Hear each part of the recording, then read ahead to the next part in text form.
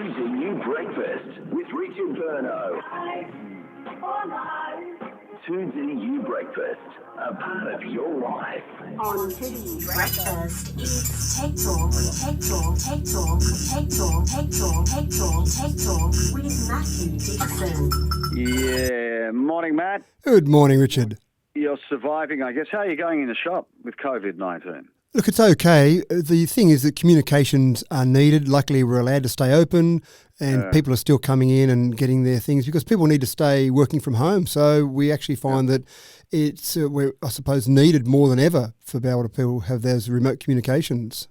5 to 8. An artificial intelligence researcher by the name of David Levi, who's a British artificial intelligence researcher whose book Love and Sex with Robots predicts that robotics will take such a dramatic advance in the coming years that humans will be marrying robots by 2050. What do you? I hereby call you husband and robot. What happens? It sounds very interesting, doesn't it? I'm not really convinced that the whole concept of marriage is designed for man and robot. I don't really understand the point of having a marriage to a robot. If you go and buy a robot, you own that robot. Completely the opposite of marriage. You don't own someone in marriage.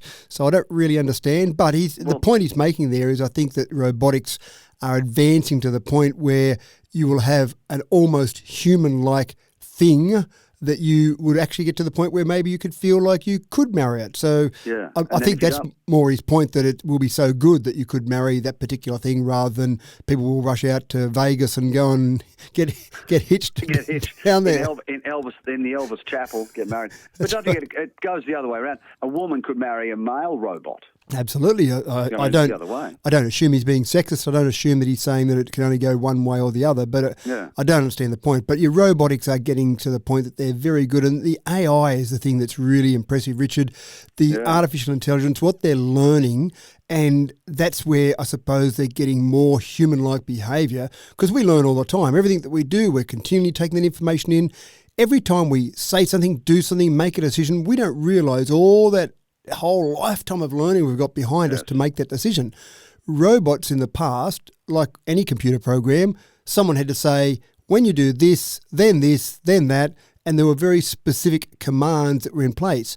But artificial intelligence means that they're learning as they go, and that's getting better and better all the time. What about bees?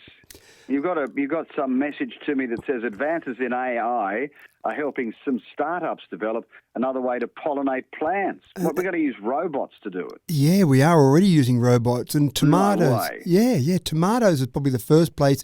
In a greenhouse, the typical way that tomatoes are pollinated is either, in some countries they use bumblebees, because honeybees don't flap their wings hard enough to actually pollinate a tomato. So you need bumblebees.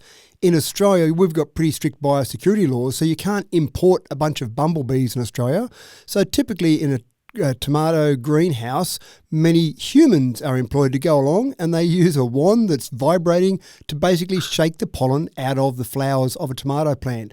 They're now using robots, and the robots, some of the deep learning there, they'll go along and they'll determine which flowers in the tomato plants in the greenhouse are ready for pollination, and then they will slightly vibrate those at just the right frequency to shake the pollen loose for them to go and then cross-pollinate with other tomato plants in the greenhouse. And come on.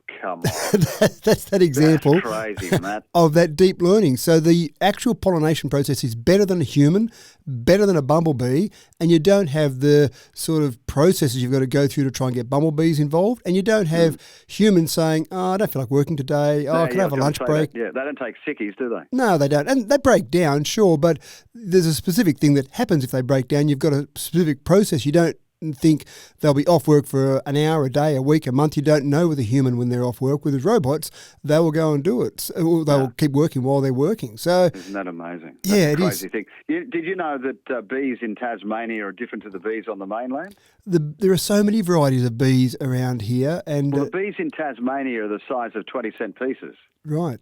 Good. I'll just make sure I keep away from them. Well, they're trying to keep them out because if they come over to the mainland, if they fly across Bass Strait and hit us, they're going to destroy the bee life here. Bees are the barometer of how our atmosphere and our planet's going, and the bees are depleting. They are, that's exactly right. And that is one of the issues where we're going to have some sort of robotic pollination, because if we lose all our bees, then our plant life is going to suffer dramatically. So this is one of the reasons that people are turning to robots. Stop the plant light, I want me honey. And that becomes another issue, doesn't it? Yeah. Isn't that crazy? So this is this pollination of pollen by robots here to stay, or is it just an experimental stage at the minute, Matty? No, it will be here to stay. You can imagine the expense for a tomato grower to put a robot in the first place. The upfront cost is the most expensive part, and then the ongoing cost of running it's quite low. So you're not going to put them in as a bit of a test. You're going to put them in and keep them going, and more tomato growers, and then you've got blueberries and you've got almonds and a whole range of other plants are Pumpkins, the whole thing. Yeah, are going to be using robotics to help in their plant growing. Oh dear, the wonders of nature, and I'll be prepared to come along to your wedding when you marry a robot. Oh, I shouldn't be saying that. Yeah, thank you, Richard. Thank you very much. Mathew Dickerson, robots pollinating for bees. 8 o'clock.